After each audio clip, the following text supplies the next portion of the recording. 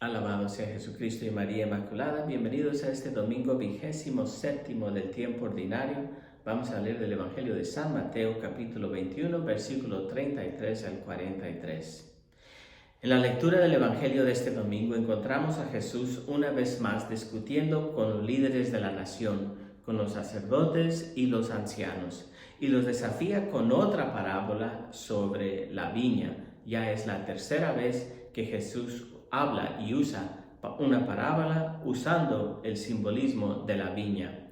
La viña siempre ha sido un símbolo del pueblo de Israel.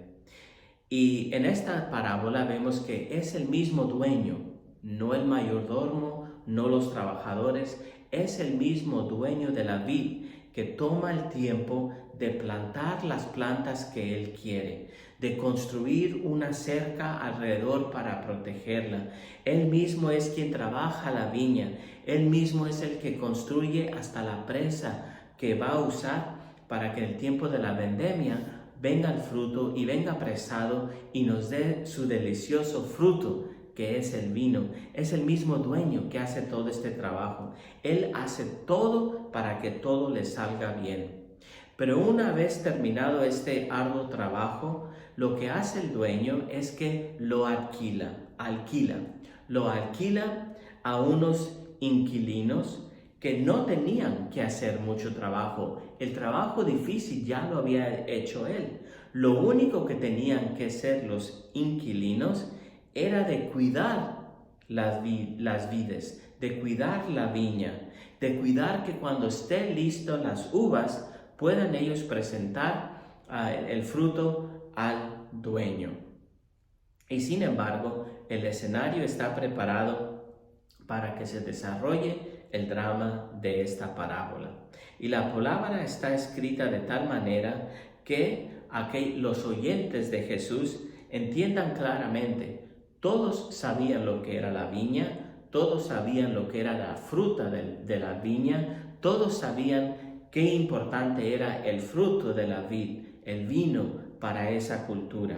Y todos entienden claramente. Primera cosa, es que había una larga tradición en Israel que el pueblo de Dios se caracterizaba como una viña. Leemos en el libro del profeta Isaías, capítulo 5, versículo 17. Cantaré ahora para mi amado el cántico de mi amigo acerca de su viña. Mi amado tenía una viña en un monte muy fértil. Siempre ha sido Israel descrito como esta viña plantada en un monte fértil, el monte de Jerusalén. En tal contexto, Dios sería entendido como el dueño de la viña, y los líderes del pueblo, los sacerdotes y los ancianos, eran aquellos inquilinos a quienes se les había afidado la viña. Se les había afidado la viña para cuidarla. A estos líderes, Dios periódicamente enviaba profetas y mensajeros para anunciar sus planes y diseños, para hacerles saber cuáles eran sus decisiones sobre la viña. Pero la historia de Israel también está llena de momentos donde los líderes como el pueblo rechazaban a los mensajeros de Dios, rechazaban a los profetas y algunos hasta los asesinaron, los mataron. Primero tenemos un ejemplo de cómo maltrataron a algunos de estos profetas. Leemos en Isaías 52:13. He aquí mi siervo prosperará, será exaltado y elevado a grandes alturas. Así como mucha gente retrocedía al verlo, él quedó tan desfigurado que ya no parecía ser humano. Es la imagen del siervo sufriente que nos da Isaías, un siervo que va a anunciar al pueblo cuál es el deseo de Dios y viene tan maltratado que viene desfigurado, así como maltratan los inquilinos a algunos de los trabajadores del dueño. Y después vemos en Isaías 53:12. Por tanto, le daré parte de los grandes. Él repartirá el botín con el poderoso, porque se expuso a la muerte y fue contado entre los transgresores. aunque llevó los pecados de muchos y intercedió por los transgresores. Otra imagen de Jesús que viene asesinado y aun cuando Él mismo se carga con los pecados de nosotros. A falta de todos los demás, ¿no? El hecho es que el propietario mandó a varios trabajadores que vinieron insultados, vinieron maltratados y hasta asesinados. El dueño piensa que va a mandar a su hijo porque a él sí lo van a respetar. Y manda al hijo con la plena autoridad del padre. El hijo es igual que el padre. El razonamiento de los inquilinos puede resultar muy confuso, no tiene sentido. ¿Por qué pensarían que si matan al hijo, los hará elegibles para quedarse con la viña? El dueño todavía existe, el dueño es el padre. Entonces, ¿cómo razonan que si se deshacen del hijo, se van a quedar con las cosas del padre? La parábola sugiere que Dios envió a Jesús con plena autoridad divina y los líderes del pueblo lo maltrataron y lo asesinaron fuera de la ciudad. Los líderes religiosos del pueblo de Israel no solo no escuchan al Hijo de Dios, sino que lo maltratan y hasta lo matan. Ya sea que Jesús predijo su propia muerte o si esta predicación refleja las parábolas que luego remodeló una comunidad cristiana. El hecho es que la comunidad cristiana siempre ha visto en estas palabras de Jesús una predicción de su muerte y también de su resurrección. Los inquilinos debieron saber la directiva de Dios, las directivas de Dios, y sin embargo no escuchan lo que tiene que ver, lo que tienen que decir los que Dios manda. La sentencia que los inquilinos dan es dura. La sentencia que dictaron fue muy dura, pero no es más dura que la conducta de los encargados de la vid.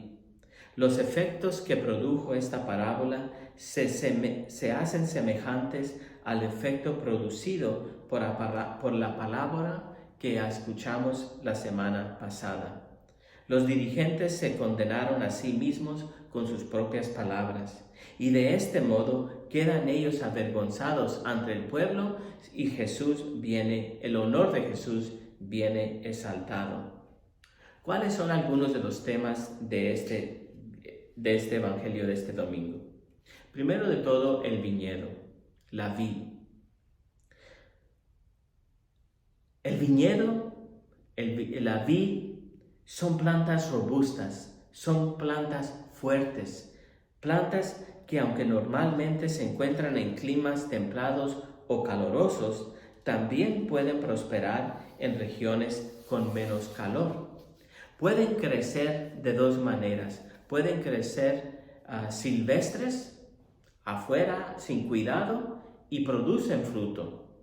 Pero la viña que viene cultivada, cuidada, da fruto mucho más abundante, mucho más dulce y mucho más agradable al paladar. El fruto de la vid cultivada, cuidada, no solamente nutre nuestra vida, sino que nos da alegría, deleita nuestras vidas.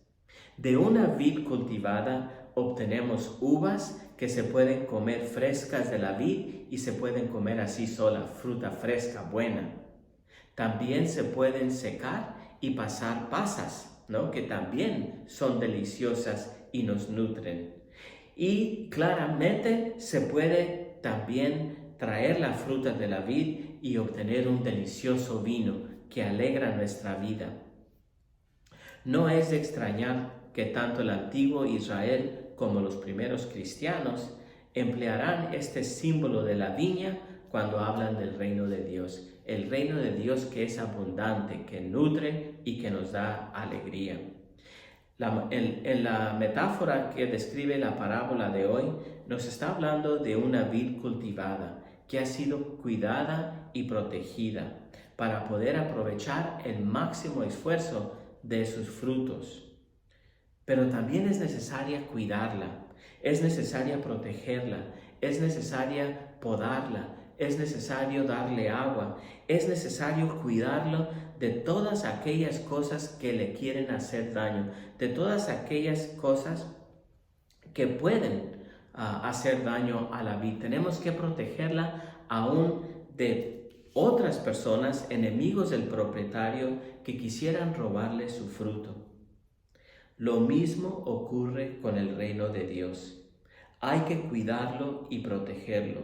Hay que cuidarlo y protegerlo de todo aquello que pudiera poner sus valores en peligro.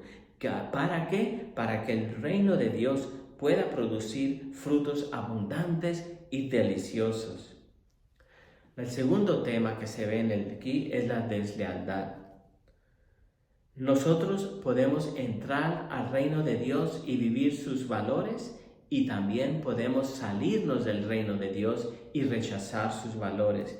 Y esto lo hacemos libremente, no es por accidente que nos encontramos dentro o fuera de los valores del reino. Son opciones que nosotros hacemos. Aquí, por ejemplo, en este evangelio, no es la culpa del viñedo que algunos se encuentran fuera, porque el viñedo produce una cosecha abundante. El viñedo nos da todo lo que tiene que dar. Es la opción de nosotros si queremos estar dentro o fuera. También nosotros nos podemos encontrar en situaciones que nos creemos dueños de la viña. Y ese es el peligro para nosotros cristianos. Nosotros podemos caer en la tentación de actuar como si el reino fuera nuestro, para dirigirlo, administrarlo, como si fuera para nosotros. Y si hacemos eso, caemos en el riesgo de reclamar el fruto para nosotros mismos.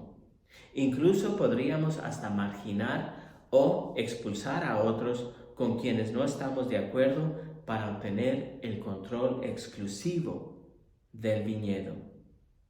Desafortunadamente, ninguno de nosotros estamos por encima de caer en tal traición.